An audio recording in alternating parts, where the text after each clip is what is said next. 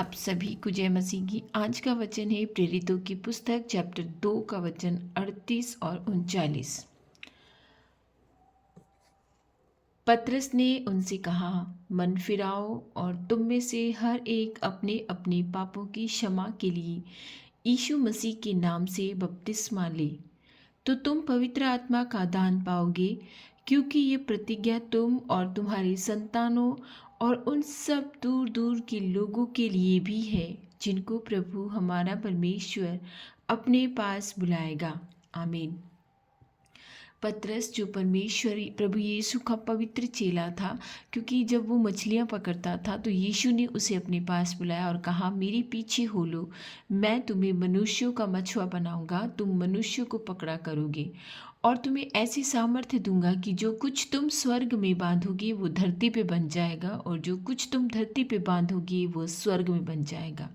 क्योंकि पतरस उन पे अटूट विश्वास करता था। एक बार के लिए जब पतरस ने उन्हें नहीं पहचाना, तो जब यीशु से पतरस ने कहा कि प्रभु, हम तेरे लिए कुछ भी कर सकते हैं, कुछ भी कर सकते हैं, और यीशु ने उसे 3 बार पूछा था, क्या तू मुझसे प्रेम करता है?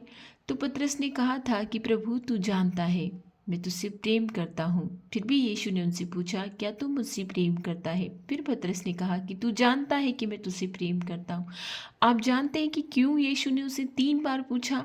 उसने 3 बार पतरस से इसीलिए पूछा कि क्या तू मुझसे प्रेम करता है, ये वाला सवाल, क्योंकि वो 3 बार ही प्रभु यीशु का इनकार करने वाला था। और यीशु का इनकार उसने 3 बार ही किया था। जब उसे मुर्गे की बांग देने से पहले यीशु ने कहा था कि मुर्गे की बांग देने से पहले तू 3 बार मुझे इनकार कर चुका होगा, क्योंकि पतरस ने यीशु को नहीं पहचाना था। और जब पतरस ने यीशु को पहचान लिया, तब उसने अपनी प्राणों की भी चिंता नहीं की, किसी चीज़ की भी चिंता नहीं की।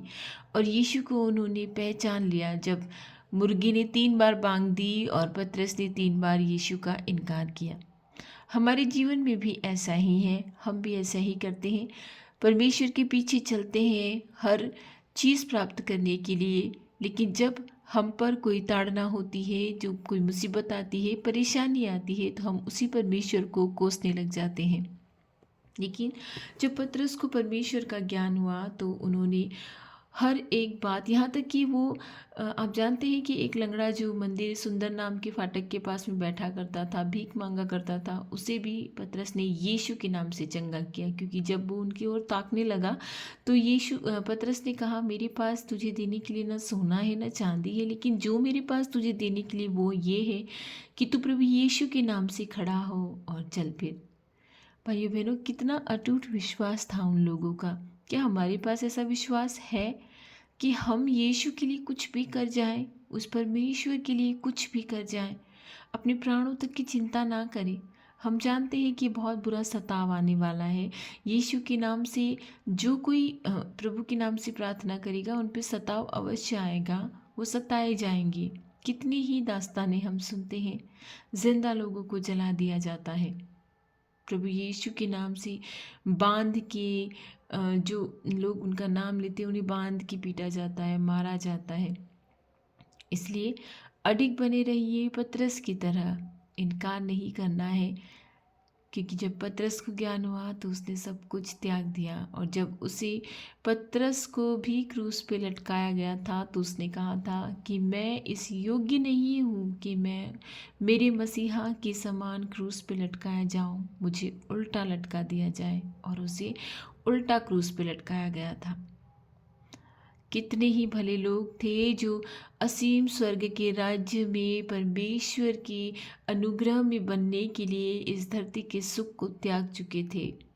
उस परमेश्वर की महिमा दिन रात गाने के लिए इस धरती के सुख को उन्होंने त्याग दिया। क्योंकि मनुष्य क्या बिगाड़ सकता है? मनुष्य मेरे शरीर को नुकसान पहुंचा सकता है, लेकिन मेरे प्राणों को नहीं। मेरे प्राणों को मनुष्य कभी नुकसान नहीं पहुंचा सकता है जब तक मैं स्वयं अपने प्राणों को नुकसान ना पहुंचाऊं। मैं स्वयं जो कुछ करूं मेरे प्राणों के द्वारा ही करूंगी। मैं सोचूंगी, मैं विचारूंगी, मैं ही अपने प्राणों को नुकसान पहुंचाऊंगी। मनुष्य सिर्फ मेरे शरीर को नुकसान पहुंचा सकता है, मेरे प्राणों को नहीं। क्योंकि प्राणों की रक्षा परमेश्वर आप करेगा अगर मैं उनमें विश्वास करूंगी। इसीलिए पतरस ने जब लोगों को भाषण दिया तब उसने उन लोगों से कहा कि मन फिराओ और तुम में से हर एक अपने अपने पापों की क्षमा के लिए यीशु मसीह के नाम से बपतिस्मा ले।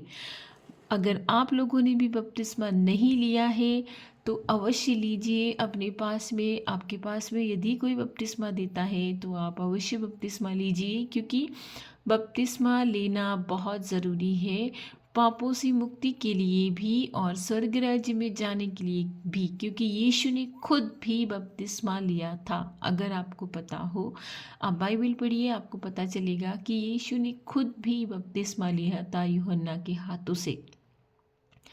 और यीशु ने तो स्वयं कहा है कि मैं तुम्हें पवित्र आत्मा का बपतिस्मा दूंगा। ये तो तुम्हें जल से बपतिस्मा देता है, लेकिन प्रभु यीशु हमें पवित्र आत्मा से बपतिस्मा देते हैं। हम जब विश्वास करके बपतिस्मा लेते हैं तो प्रभु यीशु अपनी आत्मा हम पर उंडेल देते हैं। इसलिए हर एक प्रभु यीशु के नाम से बपतिस्मा अवश्य ले, तो तुम पवित्र आत्मा का दान पाओगे। क्योंकि ये प्रतिज्ञा तुम और तुम्हारी संतानों, ये प्रतिज्ञा हमारे लिए भी है, हमारी संतानों के लिए भी है, हमारे पुरखाओं के लिए भी है, क्योंकि हम चुनी हुई संतानें हैं, हम शाही परिवार की संतानें हैं। स्वर्ग में हमारा बहुत ही अच्छा स्वागत किया जाएगा। और उन सब दूर दूर के लोगों के लिए भी है जिनको प्रभु हमारा परमेश्वर अपने पास बुलाएगा। क्योंकि ये बपतिस्मा वाली प्रतिज्ञा और अपने पवित्र आत्मा के दान वाली प्रतिज्ञा प्रभु यीशु ने उन सब लोगों के लिए की है जिन्हें उन्होंने दूर दूर से बुलाया। आप जानते हैं कि सिर्फ ईसाई लोग ही नहीं, लेकिन अन्य जातियां भी परमेश्वर की ओर उमड़ी चली आ रही हैं। हर एक लोग जो उनमें विश्वास करने लगा है वो तुरंत बपतिस्मा लेता है। मैं आपसे अनुरोध करती हूँ, आप इन वचनों को यदि सुन रहे हैं तो अवश्य बपतिस्मा लीजिए, क्योंकि हमें पता नहीं है कि अगले क्षण क्या होने वाला है। इसलिए उस स्वर्ग राज्य में जाने के लिए बपतिस्मा प्रभु यीशु के नाम से, मसीहा के नाम से लेना अति आवश्यक है। बपतिस्मा लीजिए, मन फिराइए, पापों से क्षमा मांगिए, हर वक्त प्रभु में आनंदित रहिए, हर वक्त उसको धन्यवाद देते रहिए, क्योंकि वही है, वही था और वही हमेशा रहेगा। उसके तुल्य कोई भी नहीं है। आइए हम सब मिलकर प्रार्थना करते हैं। धन्यवाद धन्यवाद धन्यवाद हे मेरे पवित्र परमेश्वर, हे मेरे पवित्र खुदा, तेरा कोटि कोटि धन्यवाद कि तूने कल के दिन में हमें सुरक्षित रखा और आज की भोर में तूने हमें जगाकर तेरे पवित्र वचनों से तृप्त किया है। तू मसीहा है, तू भला परमेश्वर है, तू हमारी प्रार्थनाओं को सुनता है, तू हमारी विनतियों को सुनता है और हर रोज़ हमें अपने नए नए वचनों से तृप्त करता है। हे भले परमेश्वर, तेरे वचनों को समझने और समझाने का सामर्थ्य दे कि हम सब मिलकर तेरे वचनों को समझने पाएँ, तेरे वचनों के सामर्थ्य में आगे बढ़ते जाएं। हे मेरे भले परमेश्वर, हे मेरे मसीहा, तूने आज का जो वचन दिया है बपतिस्मा लेने के लिए, जो कोई भी भाई बहन मेरे साथ प्रार्थना कर रहा है उन्होंने बपतिस्मा नहीं लिया है, तो मैं उन्हें ऐसी सामर्थ्य, उन्हें ऐसी आत्मा प्रदान कर कि उनकी आत्मा प्रबल हो जाए और वो बपतिस्मा लेने के लिए तत्पर हो जाए। हे मेरे परमेश्वर, क्योंकि बपतिस्मा एक ऐसा मार्ग है जो हमें दूसरों से अलग करता है, दूसरों से अलग बनाता है। तूने स्वयं इस धरती पर आने पर बपतिस्मा लिया था, क्योंकि हमने पाप किया, स्वर्ग में पाप किया, धरती पे पाप करते हैं। तू अपने संतानों को ढूंढने इस धरती पर आया, एक ऐसा ग्रह जिसने तुझे बहुत सताया, बहुत ही सताया, लेकिन फिर भी तू दूसरी बार आने को तत्पर हुआ है।